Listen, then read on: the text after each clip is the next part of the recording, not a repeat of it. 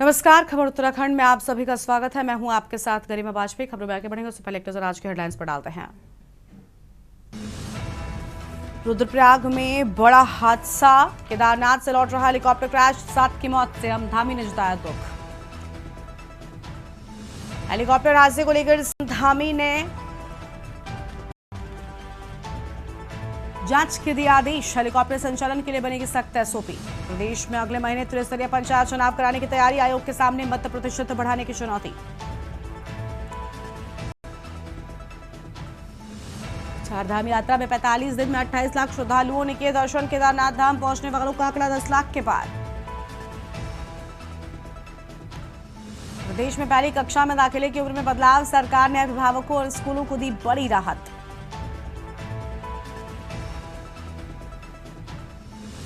Uttarakhand operation लगाम से हुड़दंग करने वालों पर नकेल, एक सप्ताह में 327 गिरफ्तारियां।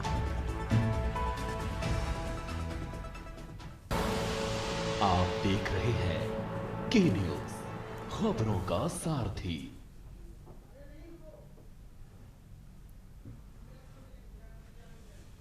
खबरों में आगे बढ़ेंगे उससे पहले सीधा आपको लखनऊ लेकर चलते हैं। गृह मंत्री अमित शाह क्या कुछ कहना है, खास कार्यक्रम में सुनते हैं। पहले के जमाने में कई सारी भर्तियां भी हुई, इस प्रकार की रैली भी हुई।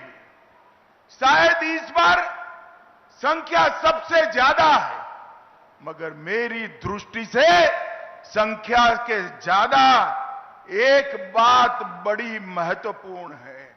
मेरे सामने 60,244 युवा बैठे हैं। मैं उनके सामने हिम्मत से कह रहा हूं, किसी को एक काने पाई की भी रिश्वत किसी को देनी नहीं पड़ी है।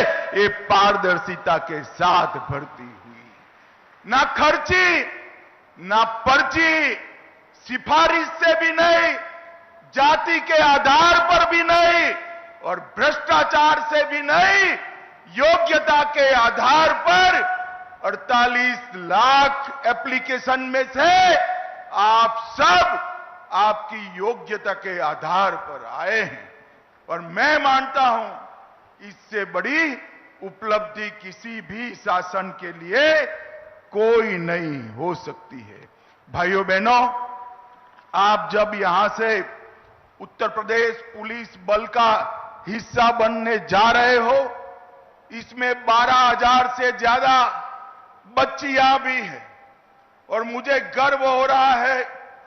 बच्चियों को जब मैं यहां मिला, उनका हौसला, चेहरे पर आत्मविश्वास और चेहरे पर आनंद देखकर मन को बड़ा सुकून मिलता है कि हमने जो आरक्षण की व्यवस्था बच्चियों के लिए की, महिलाओं के लिए की, इसका 100% अनुकरण उत्तर प्रदेश में हुआ है। और मित्रों, आप ऐसे समय पर उत्तर प्रदेश पुलिस का हिस्सा बन रहे हो जब उत्तर प्रदेश नवनिर्माण की ओर आगे बढ़ रहा है।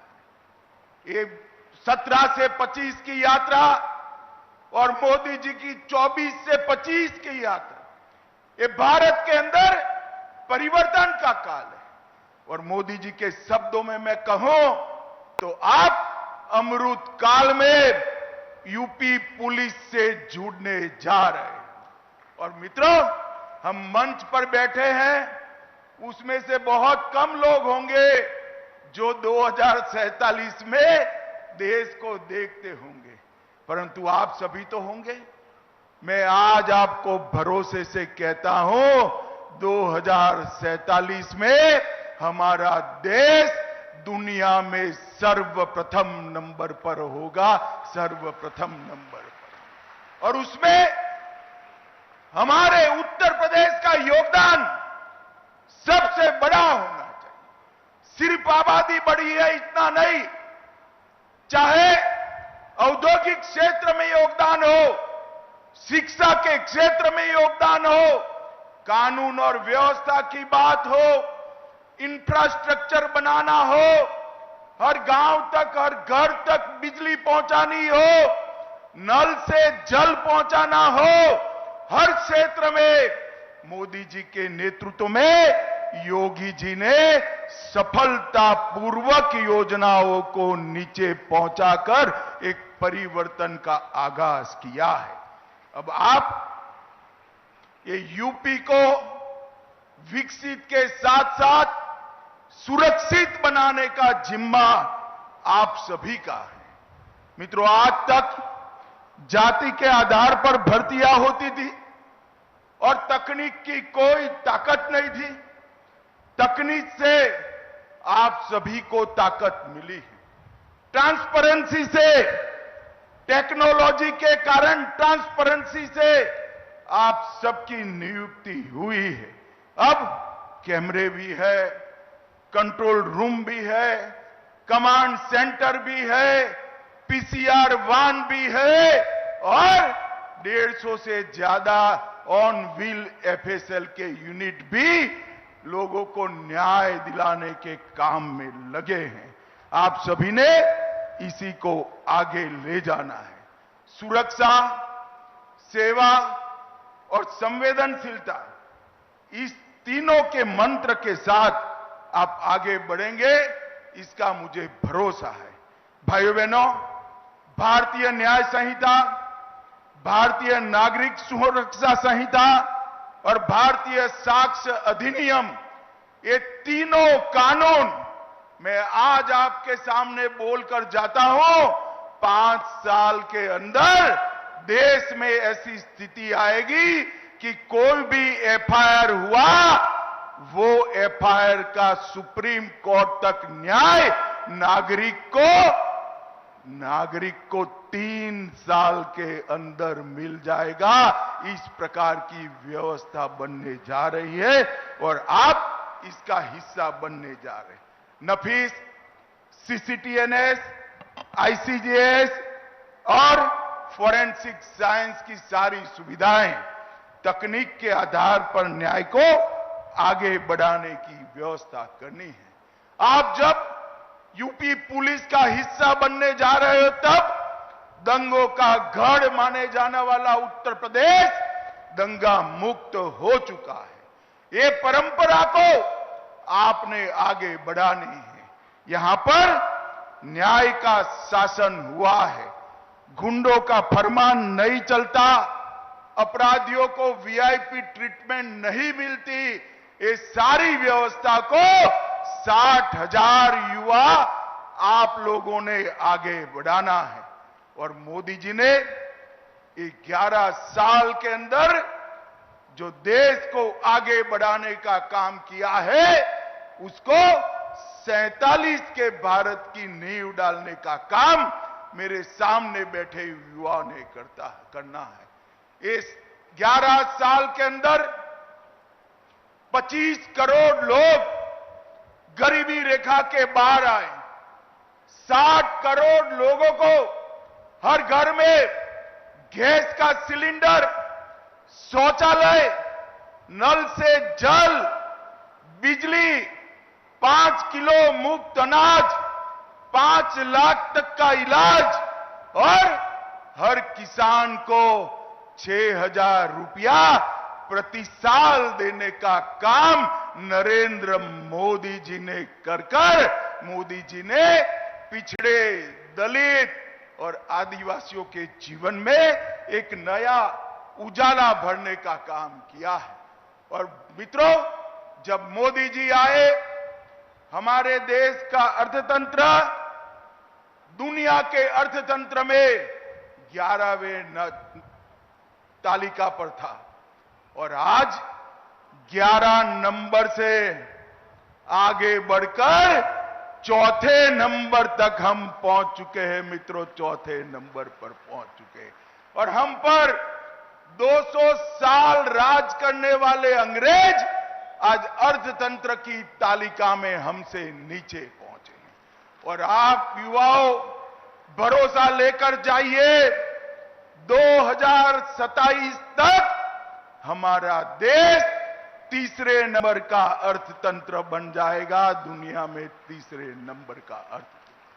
हर युवा को मौका, नई शिक्षा नीति, रोड से जुड़े हुए शहर, 150 से ज्यादा एयरपोर्ट, 143 से ज्यादा शहरों में मेट्रो ट्रेन और युवाओं को कंप्यूटर से लैस कर देश को आगे ले जाने की पूरी हिदायत नरेंद्र मोदी जी ने की है।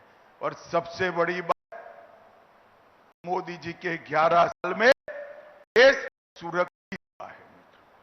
ये देश के 11 राज्य में नक्सलवाद हुआ करता था, 11 साल में 11 राज्य में से नक्सलवाद अब 3 जिलों में बचा है। और मेरी बात याद रखना, 31/3/2026 को ये देश नक्सलवाद से मुक्त हो जाएगा। कांग्रेस के शासन में आए दिन आतंकवादी होते थे। अहमदाबाद, दिल्ली, मुंबई, जयपुर, कोयम्बटूर और कश्मीर की तो बात ही न। मोदी जी के शासन के अंदर पाकिस्तान ने 3 बार प्रयास किया, उरी में किया, पुलवामा में किया और पहलगांव में किया। उरी में किया, सर्जिकल स्ट्राइक की, पुलवामा में किया, एयर स्ट्राइक की और पहलगांव में ऑपरेशन सिंदूर कर आतंकियों के मुख्यालय को चूर चूर कर दिया, जमीन में मिला दिया। नरेंद्र मोदी जी ने पूरी दुनिया में एक संदेश भेजा है कि भारतीयों का खून जमीन पर बहाने के लिए नहीं, जो भी ये हिमाकत करेगा उसको दंड दिया जाएगा। और ऑपरेशन सिंदूर ने एक सख्त संदेश पूरी दुनिया में भेजने का काम किया है। और हमारी सेना के वीर जवानों की सटीक मारक क्षमता ने जहां बैठकर गरजते थे, इंटरव्यू देते थे, बयान देते थे, वही अड्डों को जमीन दोस्त कर उनके रोते हुए इंटरव्यू आ गए। भाइयों बहनों, इस सशक्त भारत का एक नया युग शुरू हो रहा है। अंतरिक्ष के क्षेत्र में कभी हम सोच नहीं सकते थे भारत चंद्रमा पर पहुंचेगा, मगर चंद्रमा पर ही ऐसी जगह पहुंचे जहां विश्व में कोई नहीं पहुंचा था। चंद्रमा के दक्षिण ध्रुव पर भारत का यान उतरा और मोदी जी ने इसका नाम शिव शक्ति पॉइंट रखकर हमारे देश का संदेश पूरी दुनिया में दिया, मातृशक्ति का सम्मान किया और कई सारे संस्कृति के पुनर्जीवन के काम नरेंद्र भाई ने।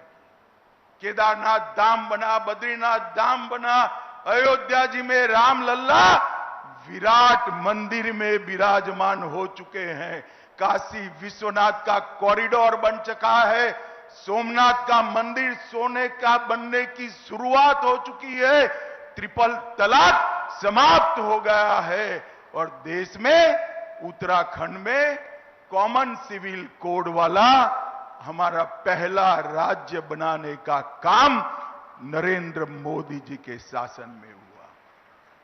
और वक्फ बोर्ड के नाम पर जो अवैध भूमियां कब्जे होती थी, जो भ्रष्टाचार होता था, नया वक्फ कानून, वक्फ की कानी पाई भी कोई चोर न पाए, इतना सख्त कानून बनाने का काम नरेंद्र मोदी जी ने किया है। और उसी वक्त भाइयों बहनों, आप सभी लोग देश के सबसे बड़े पुलिस बल, जिसकी नफरी करीब करीब 4 लाख है, वो पुलिस बल के आज सदस्य बनने जा रहे हैं। पूरा जीवन आपके सामने है। कई लोगों ने देश के लिए जीवन समर्पित किया है। मेरा आप सबसे अनुरोध कि उत्तर प्रदेश पुलिस का अभिन्न हिस्सा बनिए। उत्तर प्रदेश पुलिस मतलब आपका डर गुंडागर्दी करने वालों पर, माफियाओं पर सख्त से सख्त होना चाहिए और गरीब दलित, पिछड़े, आदिवासी, इसको आप में मसीहा दिखाई पड़ना चाहिए। इस तरह से पूरा जीवन उत्तर प्रदेश के माध्यम से आप देश की सेवा करेंगे, इसका मुझे भरोसा है। फिर से एक बार ये पारदर्शी भर्ती प्रक्रिया और समाज के हर वर्ग के समावेश के लिए उत्तर प्रदेश सरकार और उसके मुखिया योगी आदित्यनाथ और उनकी टीम को मैं हृदयपूर्वक बहुत बहुत साधुवाद देता हूं। मेरे साथ दोनों हाथ उठाकर वंदे मातरम का नारा लगाएंगे। उठाइए दोनों हाथ सभी युवा जरा, और प्रचंड आवाज से बोलिए वंदे वंदे वंदे। आप सभी को बहुत बहुत अनंत अनंत शुभकामनाएं, प्रणाम। बहुत बहुत धन्यवाद माननीय मंत्री महोदय। और आप सब कृपया अपने स्थान पर राष्ट्रगान के लिए खड़े हो जाएं। कृपया सभी। तो ये तस्वीर आपको हम लखनऊ से दिखाए थे, जहां विशेष कार्यक्रम में पहुंचे गृह मंत्री अमित शाह को आपने सुना। एक छोटे से ब्रेक के लिए यहाँ पर रुकते हैं, चल लौटेंगे। ब्रेक के बाद अभी का है केदार घाटी में आज सुबह हुई भीषण दुर्घटना पर मुख्यमंत्री धामी के द्वारा उच्च स्तरीय बैठक की गई। मुख्य सचिव पर्यटन एवं नागरिक उड्डयन सचिव, आपदा सचिव, यूसीएडीए के अधिकारी और डीजीसी के अधिकारी, डीजी सूचना वीसी के माध्यम से जुड़े।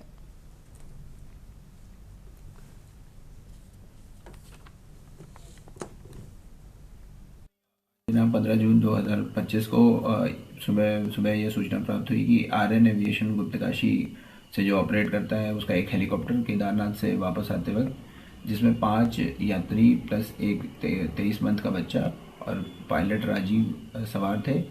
वापस आते हुए कुछ मौसम ख़राब हुआ, जिसमें पायलट द्वारा उस हेलीकॉप्टर को वैली से बाहर निकालने का प्रयास करते हुए हेलीकॉप्टर गौरीकुंड से ऊपर क्रैश हो गया, जिसमें अभी प्रशासन द्वारा और हमारे जो हमारे डीडीआरएफ है, एसडीआरएफ है, उनके द्वारा खोजबीन जारी है। जैसे ही अग्रिम सूचना होती तो सूचना मिलेगी।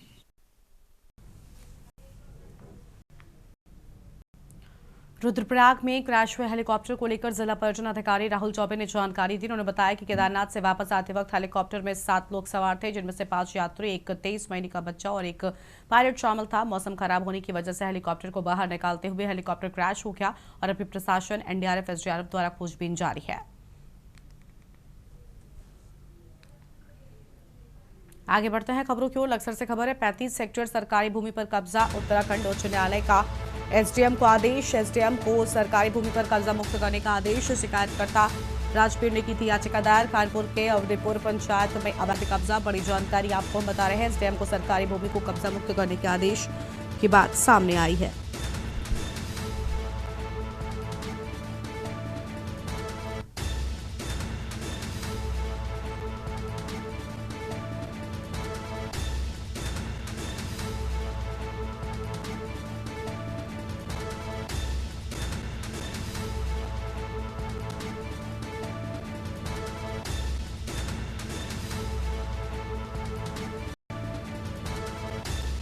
बड़ी जानकारी आपको हम बता रहे हैं।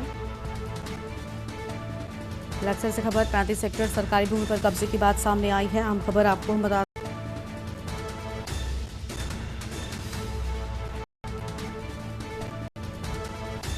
एसडीएम को सरकारी भूमि को कब्जा मुक्त करने का आदेश। बड़ी खबर आपको हम बता रहे हैं। और शिकायतकर्ता राजवीर ने की थी याचिका दायर। अहम खबर आपको हम बता रहे हैं।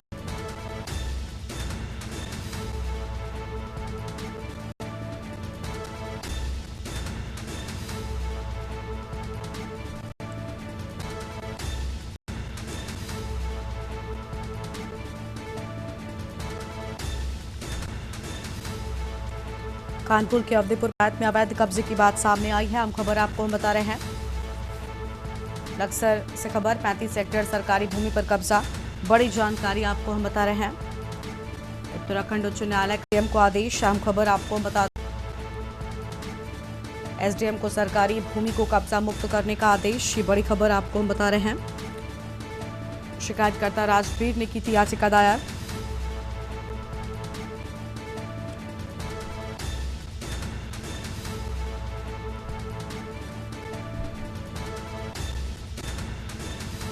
एसडीएम को सरकारी भूमि को कब्जा मुक्त करने का आदेश। अहम जानकारी आपको बता रहे हैं, शिकायतकर्ता राजवीर ने की थी याचिका दायर। कानपुर के अवधीपुर पंचायत में अवैध कब्जे की बात सामने आई है।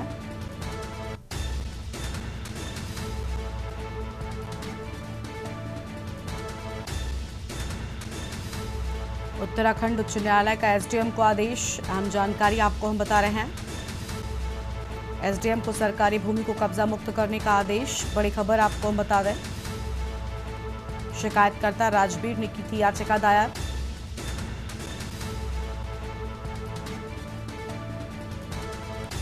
उत्तराखंड उच्च न्यायालय का एसडीएम को आदेश। अहम खबर आपको हम बता रहे हैं, एसडीएम को सरकारी भूमि को कब्जा मुक्त करने का आदेश।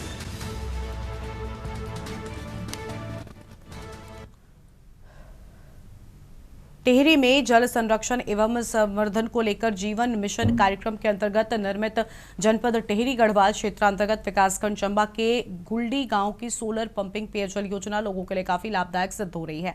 ये पेयजल योजना गुलडी गांव के लगभग 50 से अधिक परिवारों की लाइफलाइन बनकर सामने आई है।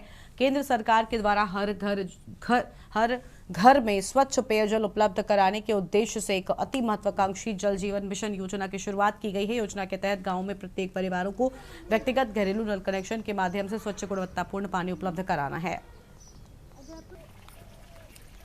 अभी जैसे गर्मियों में है तो रात को पूरा पानी टैंक में डालना पड़ता है।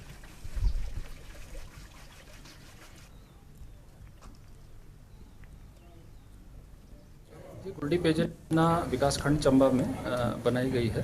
तो लगभग 55 परिवार हैं उस ग्राम में, और यहाँ चूँकि ग्रेविटी का कोई सोर्स अवेलेबल नहीं था तो उसके लिए जो है सोलर पंपिंग योजना बनाई गई है।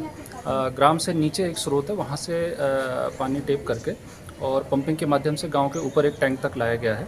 फिर एक टैंक बना के और वहाँ से गांव में डिस्ट्रीब्यूशन किया जा रहा है। तो ये योजना बनी है और लगभग 1.5 साल पहले ये पूर्ण हो गई थी और सक्सेसफुली ये चल रही है। ग्राम पंचायत इसका संचालन एवं रखरखाव कर रही है।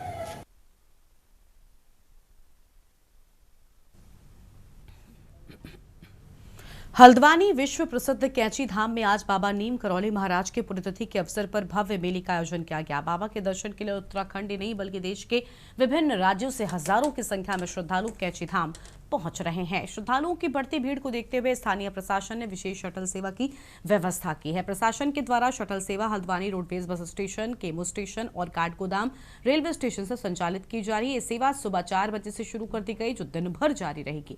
किसी भी प्रकार की असुविधा श्रद्धालुओं को न हो, उसके लिए city magistrate AP Vajpayee, ARTO Manish Kothari, Kathgodam थाना प्रभारी पंकज जोशी सहित प्रशासन, परिवहन और पुलिस विभाग की टीमें लगातार मौके पर तैनात हैं।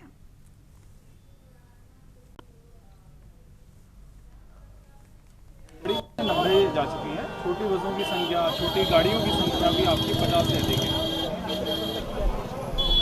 बसें पर्याप्त हैं यात्रियों की मांग के अनुरूप, और जैसे ट्रेन की टाइमिंग से उसके अनुरूप यहाँ पर पर्याप्त संख्या में बसें खड़ी कर दी जा रही है। यात्रियों को बिठाया जा रहा है और निर्धारित किराए पर उनको ले जाया जा रहा है। तो किस तरह से पंपिंग की जा रही है, क्योंकि कहीं ना कहीं गाड़ियों में ओवरलोड की समस्या देखने को मिलती है। देखिए, यहाँ पर जब गाड़ी बिठाई जा रही है तो निर्धारित क्षमता के अनुरूप ही यात्री बिठाए जा रहे हैं। इसके अलावा जो हमारी बीच में टीमें हैं यहाँ से लेके कैंची धाम में, वो ये मॉनिटर कर रही हैं कि किसी भी दशा में ओवरलोडिंग ना हो। हल्द्वानी और काठगोदाम दोनों जगहों से शटल चलाई जा रही है और साथ ही 4 बजे से हम लोगों ने स्टार्ट किया था। अभी लगभग 170 बसें हम लोग यहाँ से 9:30 बजे तक भेज चुके हैं और आगे के लिए भी हम लोगों ने अरेंजमेंट किए हैं। अभी एक ट्रेन और आनी है, साथ ही जो विभिन्न जिनसे भी यात्री हल्द्वानी या काठगोदाम पहुँचेंगे उन सभी को हम लोग कैंची धाम दे देंगे और उसके लिए किराया है वो व्यवस्था किया गया है। मैं तो लोकल से ही हूँ और कैंची धाम जा रहे हैं। यहाँ हर साल बाबा प्राण का मेला लगता है और काफ़ी आनंदमय रहता है और यहाँ का रिकॉर्ड है हर साल बारिश चालू होती है। इसका देखो मौसम बड़ा सुहाना हो गया, कल इतनी गर्मी थी। शटल सेवा लगाई गई है, क्या कहेंगे? शटल सेवा बहुत अच्छी सेवा लगाई गई है, क्योंकि वहाँ पे जितना ट्रैफिक जाम रहता है उससे निजात मिलेगा और बाकी वहाँ जाकर देखते हैं कि क्या व्यवस्था है।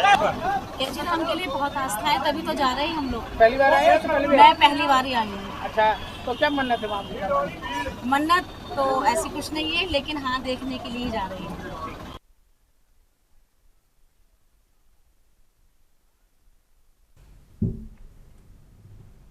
देहरादून जिले में आपात स्थिति में लोगों को समय पर सतर्क करने के लिए अब आधुनिक और लंबी रेंज वाले सायरन लगाए जा रहे हैं। पहले चरण में जिले की 15 जगहों पर यह तकनीक आधारित इमरजेंसी सायरन लगाए जाएंगे। इसके साथ ही एक आधुनिक रैपिड कम्युनिकेशन सिस्टम भी स्थापित किया जा रहा है। शनिवार को आपदा कंट्रोल रूम में इन सायरनों का सफल परीक्षण भी किया जाएगा।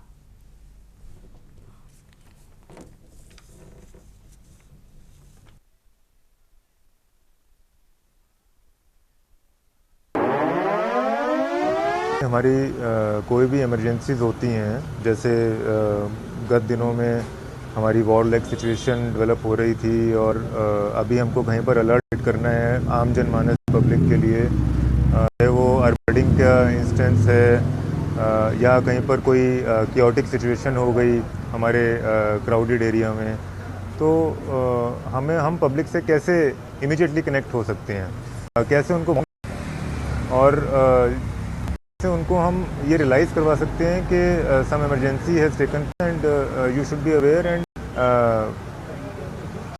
सेफ प्लेसेस, इधर होम्स और प्लेसमेंट्स और जहाँ पर हमारी एडवाइस जारी हुई पूर्व में इनको इन्वोक करने का समय आ गया है, प्रोटोकॉल्स करने का समय आ गया है।